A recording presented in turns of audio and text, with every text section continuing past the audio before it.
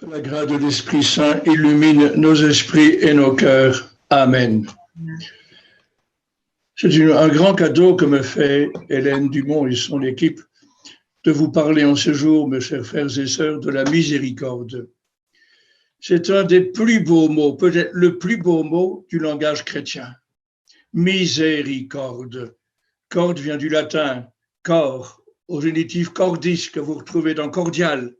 C'est le cœur. Et c'est le cœur de Dieu en l'occurrence. Et le cœur humain de Dieu qui est le cœur de Christ. Et miséri, ça vient du latin misère ou miseria, le misérable, la misère. La miséricorde, c'est le cœur de Dieu qui accueille notre misère, qui la porte, qui l'endure, qui la transfigure et dont il veut nous libérer. Alors, pour vous parler de cette réalité essentielle de la vie chrétienne qu'est la miséricorde, je voudrais partir de deux textes du Nouveau Testament. Tout d'abord, de Saint Jean, au chapitre 19, le verset 37. Jean vient de raconter comment Jésus est mort en remettant l'esprit. C'est déjà la Pentecôte qui commence.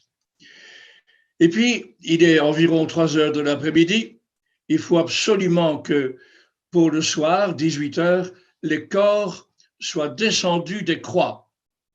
On ne voulait pas que les corps restassent en croix pendant le sabbat, d'autant plus que c'était le sabbat de la fête de Pâques. Alors, il faut que les crucifiés meurent vite. Et pour cela, avec un maillet, on brise les jambes des crucifiés pour qu'ils ne puissent plus s'appuyer sur leurs pieds et qu'ils étouffent, qu'ils périssent par asphyxie. Mais Jésus est déjà mort. Alors un soldat vient, qui ne lui brise pas les jambes, mais qui, de sa lance, lui ouvre le côté, soit pour s'assurer qu'il est vraiment bien mort, soit pour le plaisir, pour l'occupant romain, de donner un dernier coup à ce prétendu roi des Juifs.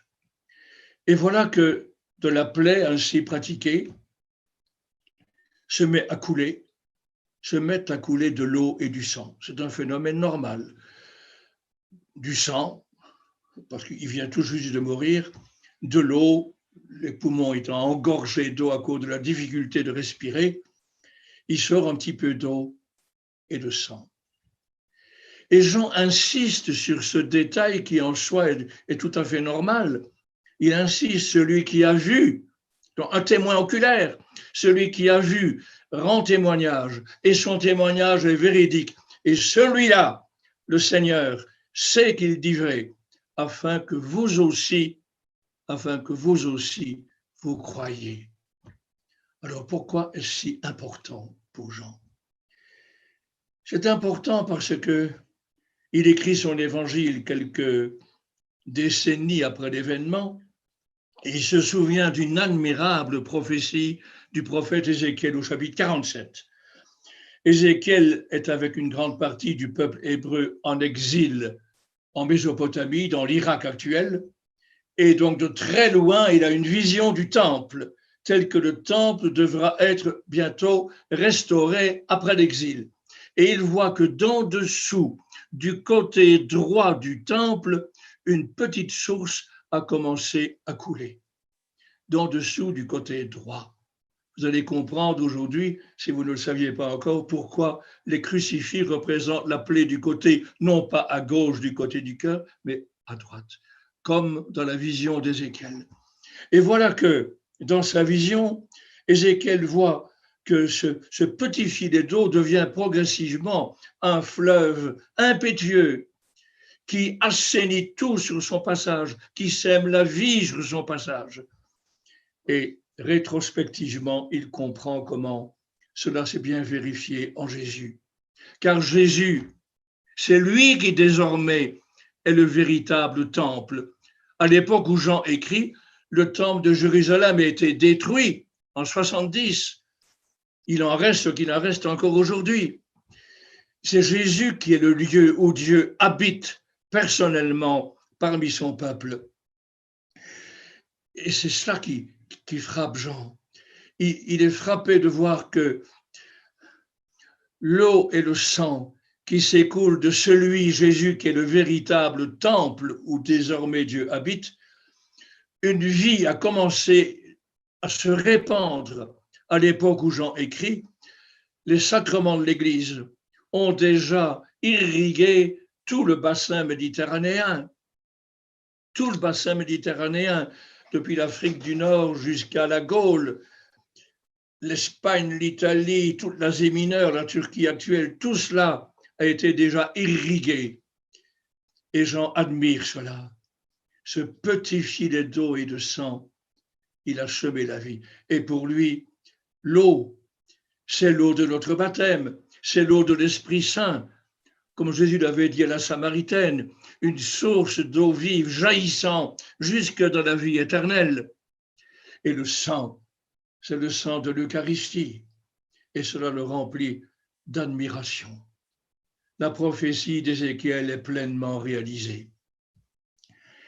Et alors, ce qui surtout impressionne Jean, c'est que toute cette vie nouvelle coule d'une plaie, la dernière plaie qu'on a infligée à Jésus après sa passion, alors qu'il est déjà mort.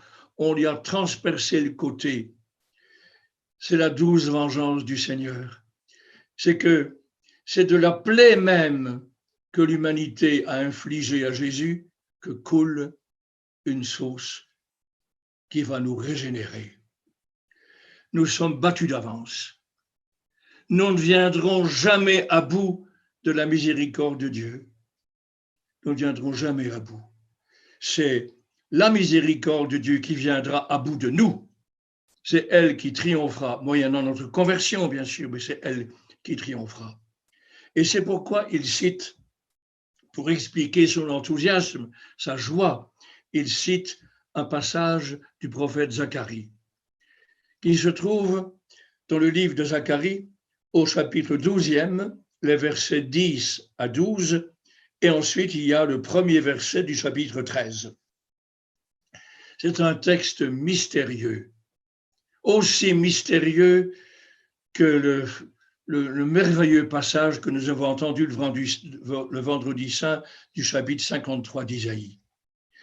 C'est écrit, ce texte de Zacharie, environ au IVe siècle avant Jésus-Christ. Et il ne prend vraiment son sens que quand nous regardons Jésus en croix. Voilà ce que dit le texte du prophète Zacharie. En ce temps-là, à Jérusalem, on aura commis un terrible forfait, un crime abominable.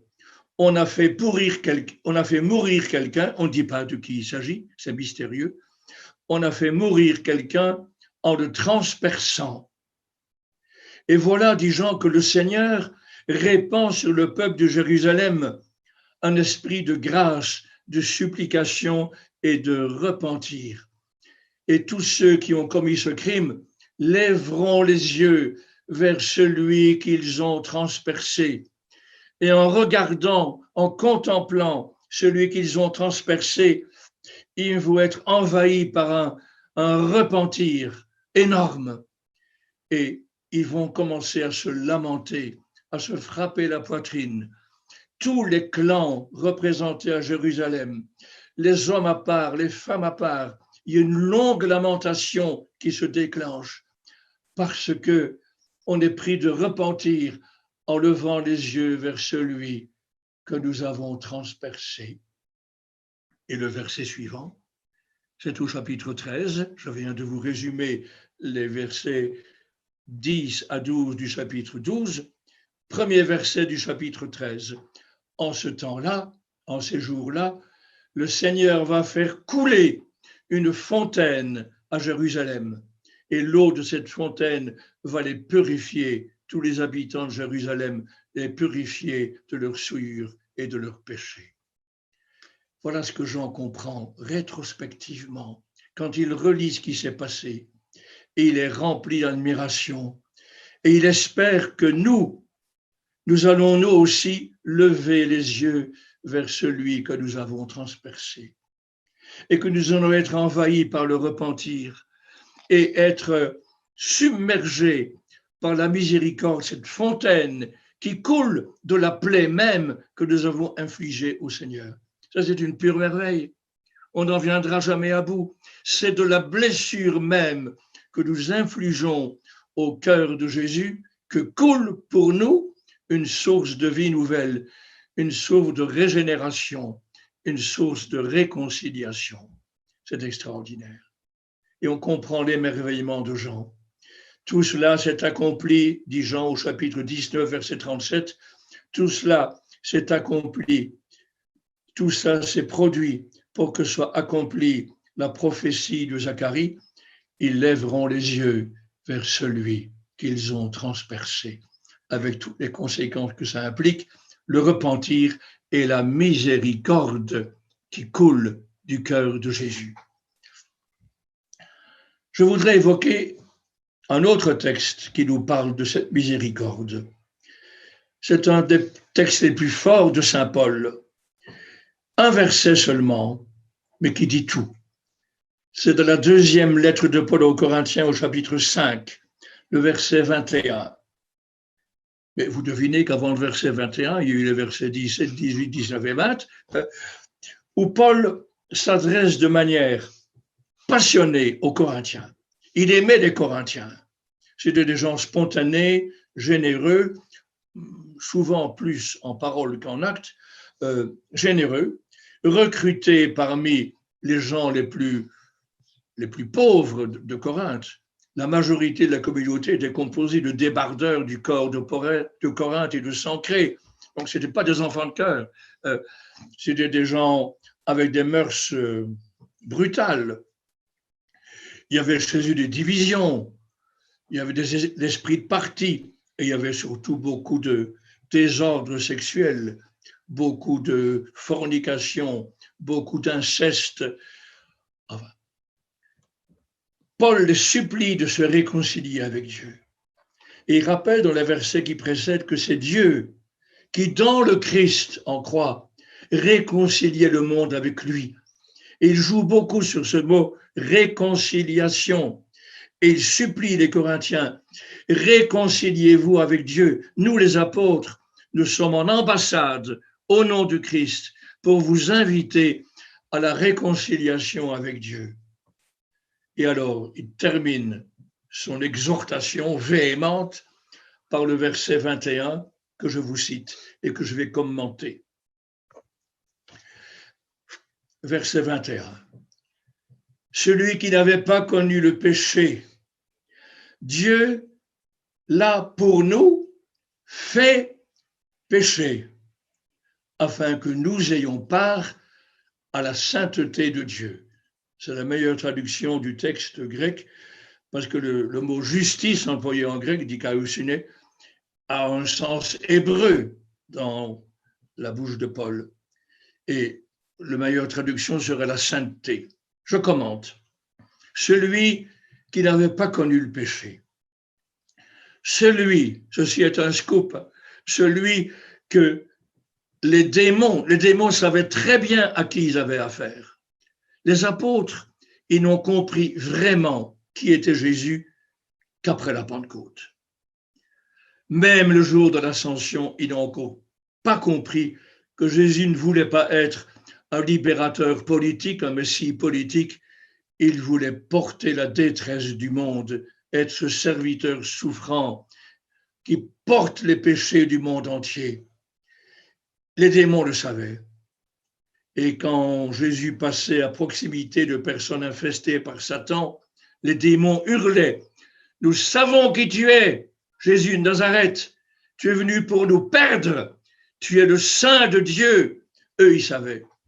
Tandis que si vous lisez le chapitre 8 de l'évangile de Marc, il y a un endroit où Jésus enguirlande, Paul ne veut pas dire autre chose, enguirlande ses disciples en leur disant « Mais vous n'avez pas encore compris, vous avez des yeux pour ne pas voir, vous avez des oreilles pour ne pas entendre, vous avez donc l'esprit bouché, vous n'avez pas encore saisi. » Les démons, eux, étaient tout à fait au fait de qui était Jésus, le Saint de Dieu, celui qui était sans péché, le Saint de Dieu. Dieu, dit Paul, Dieu l'a fait pécher. Alors, pécher n'est pas le verbe à l'infinitif avec ER, c'est le substantif se terminant par « et » accent aigu. C'est une formule brutale. Dieu a fait pécher, il a identifié au péché de l'humanité le sein de Dieu. Extraordinaire. C'est pas pour rien que les évangiles, tous les 4, notent que Jésus est crucifié entre 2 assassins. Il est au rang des pécheurs. Il est avec les pécheurs. L'agneau de Dieu qui porte les péchés du monde entier. Il est fait péché. Je veux qu'on le commenter tout à l'heure plus profondément.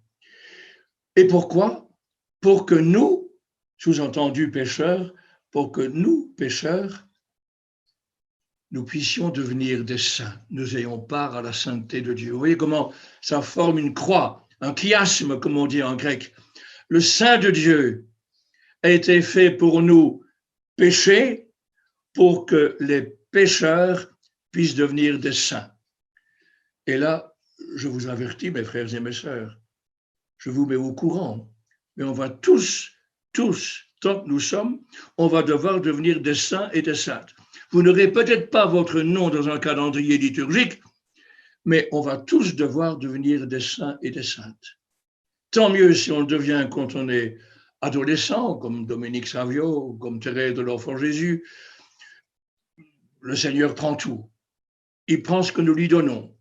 Il y a des saints qui sont devenus des saints à l'âge de 40 ans, comme Thérèse d'Avila, Saint-Augustin un petit peu plus tôt. Il y en a qui deviennent des saints à l'automne de la vie. Il y en a qui deviennent des saints à l'extrême hiver de la vie. Il y a beaucoup de gens, mais nous serons peut-être du nombre, qui vont devenir des saints dans les derniers mois de la vie, quand il faut tout lâcher. Ce à quoi on s'était accroché ici-bas, la gloire, l'argent, le succès, le plaisir, il faut tout lâcher. On perd tout progressivement, on est dépouillé. Il y a beaucoup de gens, on sera peut-être du lot, qui vont devenir des saints dans ces derniers mois, ces dernières semaines, ces derniers jours, ces dernières heures, minutes, secondes de la vie sur cette terre. C'est pourquoi, petite parenthèse, il est si important de respecter la fin de la vie humaine sur cette terre. Il faut atténuer les souffrances, on en a les moyens, mais il ne faut pas piquer les gens comme on le fait pour des animaux. Il faut respecter la fin de la vie humaine, qui est une occasion de maturation. Et si même notre agonie ne suffit pas à nous libérer de nos égoïsmes, au moment de la mort, il faut tout lâcher. Même ceux qui programment leur mort, hélas, par le suicide assisté ou par l'euthanasie, même ceux-là, oui, ils déterminent nos moments, mais ils ne déterminent pas le contenu de ce qui se passe quand on meurt et qui est un dépouillement radical.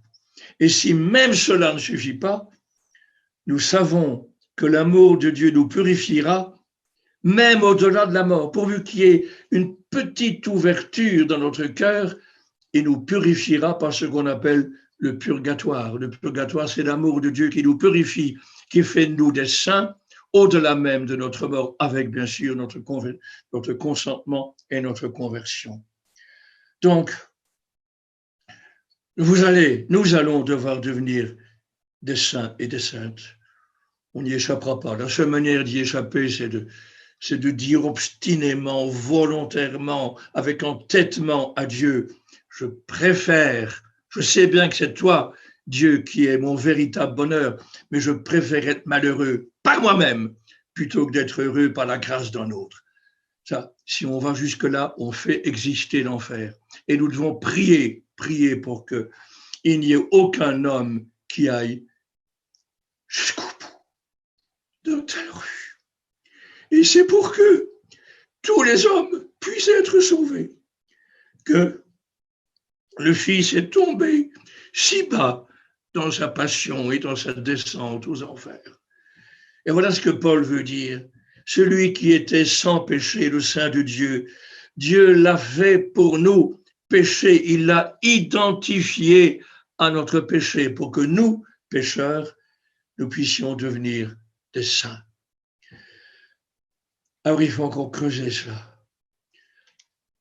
Parce que il y a plusieurs manières de comprendre ce qui s'est passé sur la croix. Il y a pas mal de théologiens qui ont cherché à expliquer cela par une doctrine qu'on appelle, je m'excuse de ces mots barbares, enfin de ces mots très cultivés, une théorie de la satisfaction vicaire. J'explique. Satisfaction, c'est un mot latin qui signifie faire assez. Si par exemple, vous ne respectez pas, ce qui n'est pas bien, les règles du confinement, vous risquez une amende de 135 €. Bon. Si vous payez l'amende, 135 €, vous en faites assez, vous satisfaites à la peine que vous méritez par votre inconduite. Le problème, c'est que quand il s'agit des péchés commis contre Dieu, et tout péché grave est un péché contre Dieu, la gravité du péché est infinie, parce que par le péché, on manque de respect et d'amour à l'égard de l'infini de Dieu. Et personne ne peut satisfaire à cela. Qui peut satisfaire à la peine que nous méritons par nos péchés graves? Aucun de nous. Aucun de nous ne peut se libérer par lui-même. Et donc, des théologiens comme saint Anselme ont développé une théorie que je résume de manière un petit peu caricaturale. Nous ne pouvons pas payer notre dette, mais le Seigneur va, lui, la payer. Et sa satisfaction à lui, à notre place, c'est ce que signifie vicaire. C'est pas que le vicaire de votre curé. Vicaire, ça signifie en latin à la place de. Il va satisfaire à la peine que vous méritez en la portant à votre place. Et quand on raisonne comme cela, on en vient à dire, comme saint Thomas d'Aquin dans son admirable cantique à Dorothée dévotée, que même une seule goutte de sang versée par Jésus pour nous, pour expier, pour satisfaire à la peine que nous méritons, aurait suffi. C'est une théorie qui reste valable et qui a été améliorée au fil des siècles, mais il y en a une autre qui est celle de saint Paul, où il ne s'agit pas seulement de payer une dette, mais il s'agit pour le Christ, à notre place, il s'agit pour le Christ de s'identifier à nous. C'est ce qu'on appelle une théologie de la substitution. Il se met à la place des pécheurs. Il vit lui-même ce qui est la situation objective des pécheurs. Par le péché, mes frères et mes sœurs, par le péché, tous nos péchés, graves ou véniels, nous prenons de la distance par rapport à Dieu. Nous nous éloignons de lui. Dieu ne s'éloigne jamais de nous. Il est toujours proche de nous. Mais nous sommes capables de nous mettre loin de lui. Et le péché, c'est ce qui nous éloigne de Dieu. Eh bien, Jésus sur la croix, c'est la doctrine de Paul. Il se substitue aux pécheurs jusqu'à éprouver son Père comme étant loin de lui. Il vit lui-même l'éloignement des pécheurs. Il descend lui-même dans les abîmes infernaux du mystère d'iniquité dont parle saint Paul dans sa seconde lettre aux Thessaloniciens. Il est lui-même, c'est la formule de Paul, fait pécher, jusqu'à crier sur la croix. Un cri tellement impressionnant que Marc et Matthieu, qui l'ont rapporté en araméen, la langue que Jésus parlait, comme tout le peuple hébreu, le peuple d'Israël à cette époque-là. Éloi, Éloi, lema sabachthani, mon Dieu, pourquoi m'as-tu abandonné? Jésus qui disait au chapitre 8 de l'évangile de Jean, le Père m'exauce toujours. Il fait toujours ce que je lui demande parce que j'accomplis toujours sa volonté. Je ne suis jamais seul. Le Père est toujours avec moi parce que je fais sa volonté. Et ici, il fait sa volonté jusqu'à expérimenter son Père, son bien-aimé Abba, littéralement papa, jusqu'à l'éprouver comme loin de lui. Mon Dieu, pourquoi m'as-tu abandonné? Il y a beaucoup de gens qui poussent ce cri sur la terre actuellement. Il y a tant de misère, il y a tant de souffrance. Il y a beaucoup de gens qui se demandent, mais où est Dieu? Qu'est-ce qu'il fait pendant que tant de gens souffrent, agonisent, sont persécutés, Où est Dieu? Qu'est-ce qu'il fait pendant ce temps-là? Eh bien, les grands pécheurs aussi, en confessant beaucoup, comme je le fais à Notre-Dame-du-Lot, qui est un lieu de grâce pour moi et pour tant de gens, je vois combien de gens sont détruits par le souvenir de leurs péchés et se disent comment est-ce que le bon Dieu pourra encore me pardonner tout ce que j'ai fait? Eh bien, c'est pour qu'il y ait un salut possible pour toute situation humaine que Jésus est tombé si bas, si bas, si bas. Dans son abandon sur la croix, il est tombé si bas que tout homme, toute femme qui tombe, aussi profonde que soit sa déchéance, sa chute, puisse tomber en lui. Il est tombé plus bas que nous pour pouvoir nous recueillir tous.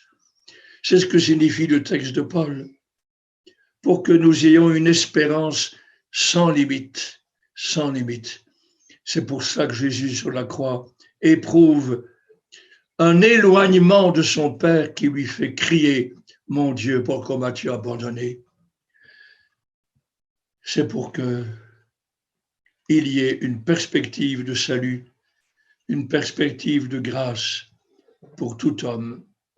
Ce texte de Paul, je le répète maintenant, je le relis tel qu'il est rédigé par Paul, et je pense que vous en comprendrez profondément le sens. Celui qui n'avait pas connu le péché, Dieu l'a pour nous fait pécher, pour que nous, pécheurs, ayons part à la sainteté de Dieu. 2 Corinthiens, chapitre 5, verset 21. Et c'est pourquoi je vais terminer avec cela. C'est pourquoi, mes frères et mes sœurs, nous ne devons jamais désespérer du salut de n'importe quel être humain, y compris de nous-mêmes. Nous pouvons espérer notre salut. Nous devons l'espérer. Même les pires criminels de l'histoire humaine, qui peut nous dire qu'ils ne se sont pas, à la dernière seconde de leur vie ou dans le moment même de leur mort, qui ne se sont pas convertis? Moi, je prie régulièrement, j'espère ne pas vous scandaliser en disant ça, mais je prie régulièrement une dizaine du chapelet.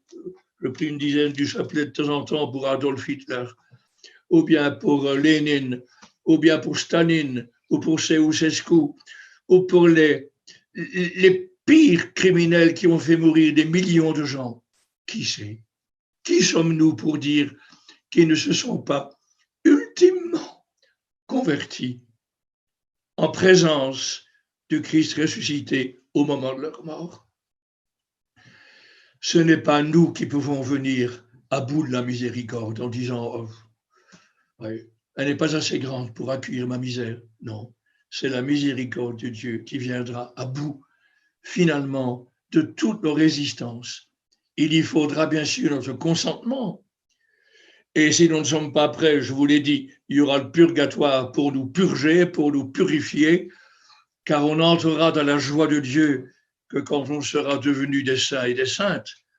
Mais je gage, je vous donne rendez-vous dans l'au-delà, si je puis dire, je gage que le Seigneur y parviendra. Il parviendra par sa miséricorde infinie. Il parviendra à faire de nous des saints et des saintes. Retenez ce verset par cœur.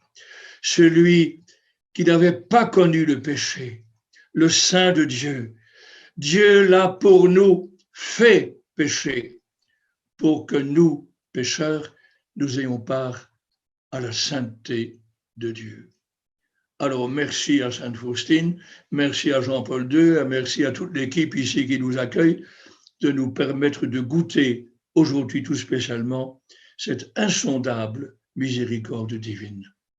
Et que le Seigneur vous bénisse vous méritez une petite récompense après m'avoir supporté pendant une demi-heure. Que le Seigneur vous bénisse et qu'il vous garde, le Père, le Fils et le Saint-Esprit. Amen. Amen. Merci beaucoup, Monseigneur, pour ce message d'espérance et de nous dire que voilà, tous peuvent bénéficier de la grande miséricorde de Dieu. Je cherchais mes petites notes là parce que vraiment c'était un message et un enseignement très fort et qui nous aide justement à avancer avec toute l'espérance et à voir que voilà, nous sommes appelés à cette grande sainteté, chacun de nous. Merci beaucoup. Merci beaucoup. Et puis, au revoir. Je vous quitte maintenant, je dois faire une autre mission ailleurs. Très bien. Merci beaucoup de nous avoir donné ce temps. Merci beaucoup, Monseigneur.